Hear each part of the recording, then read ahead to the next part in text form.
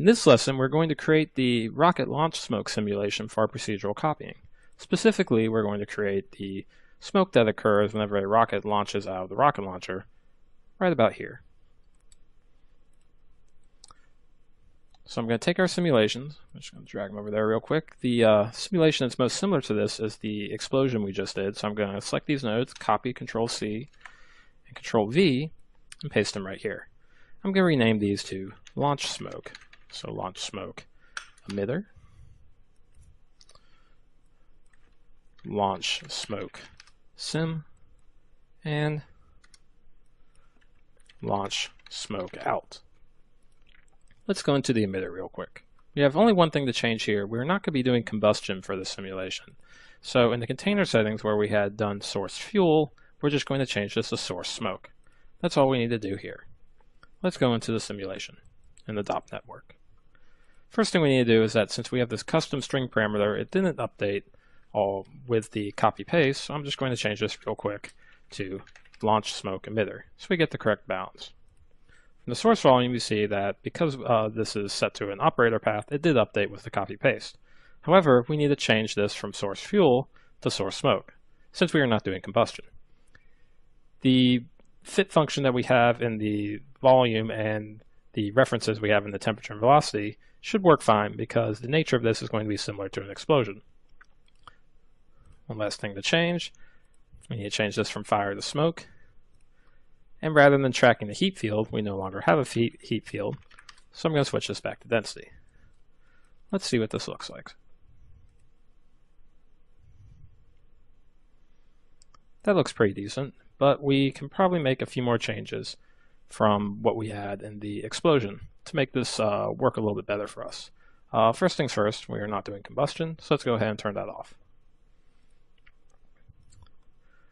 Over in the simulation parameters, one thing I'm going to do is that because this is going to be kind of directional, because the rocket's going to be launching out of the rocket launcher, I'm going to force the direction of the buoyancy in the z-axis.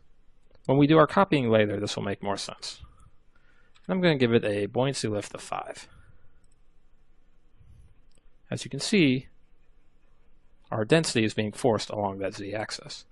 Now it's still a little noisy because we have all these shape parameters on. I'm going to turn some of these off. I'm going to turn confinement off, sharpening off, and shredding off. And I'm going to up the dissipation to 0.99 so it doesn't linger for too long. Let's see what this looks like.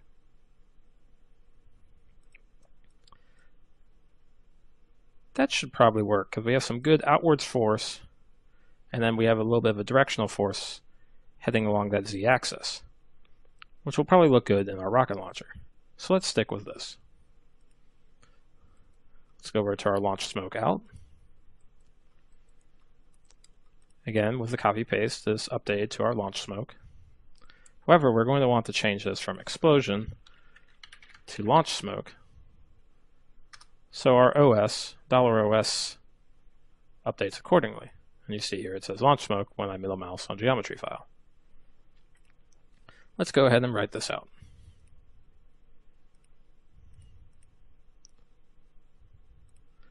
I'm going to pause while this writes. Okay, that's now written out. If I change this to read files, you can see we have our data written out. Change display to that. And this is all the simulations we are going to need for our effect. I'll make this a little bit more organized. I'm just going to bring these over here and go ahead and put these in a net box. So when if I need to look for them later, it won't be too hard to find. Call it simulations. So most of these are fire. Maybe we can use something like orange.